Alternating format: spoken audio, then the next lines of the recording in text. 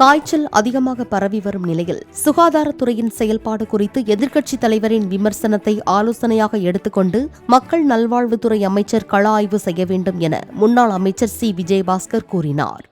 பருவ காலம் மாற்றம் ஏற்படுகின்ற பொழுது தமிழ்நாட்டில் பலமுறை நோய் தொற்று ஏற்படும். இதை நான் தொடர்ந்து அந்த எடப்பாடியார் எச்சரிக்கை கொண்டே இருக்கிறேன்.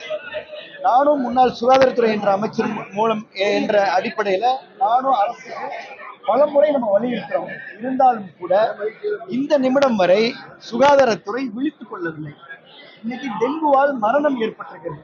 சென்னையில, செங்கல்பட்டுல, இப்ப எந்தெந்த மாவட்டம், சென்னை, செங்கல்பட்டு, காஞ்சிபுரம், திருவண்ணாமலையிலாம் ஃபீவருடைய கேஸ், அதாவது காய்ச்சல் என்று அறிகுறியோடு வரக்கூடிய எண்ணிக்கை அதிகமா இருக்கு. என்கிட்ட எல்லா டேட்டாவும் இருக்கு. அதே போல அதிமுக ஆட்சியில் இந்த மாதிரி டெங்கு அறிகுறி ஏற்பட்ட உடனே நாங்க களத்துக்கு போவோம். மஸ்தூர் நியமனம் பண்ணோம்.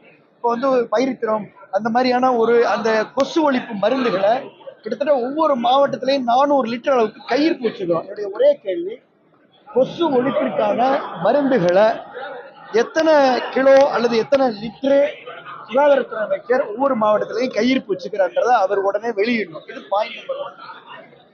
சுகாதாரத்துறை மட்டும் சுகாதாரத்துறை உள்ளாட்சி துறையோடு இணைந்து இன்னும் பல உள்ளாட்சி அமைப்புகளோடு, இப்ப கார்பரேஷன், யூனியன், நகராட்சி இவர்களோடலாம் இணைந்து கம்பைன்டு மீட்டிங் நடத்தி அங்க கொசு ஒழிப்பு பணியாளர்கள் அதிகமாக நியமனம் செய்யல, மருத்துவர்களை அதிகமாக நியமனம் செய்யல, கள பணியாளர்களை நியமனம் செய்யல. காய்ச்சல் லைன் லிஸ்ட், ஃபீவர் லைன் லிஸ்ட்டை உடனடியாக அவங்க அரசுக்கு அனுப்பணும். அந்த பணியை செய்யல. இதைதான் சுட்டிக்காட்டி எதிர்கட்சி தலைவர் அவர்கள் இந்த மக்கள் மீது உள்ள அக்கறையின் காரணமாக, எதிர்கட்சி தலைவர் தான் சுட்டி காட்ட முடியும், வேற யாரும் காட்ட முடியும். அதனால எதிர்கட்சி தலைவர் எடப்பாடியார் அவர்கள் சுகாதாரத்துறையில் உள்ள குறைபாடுகளை சுட்டி காட்டுகிறார்.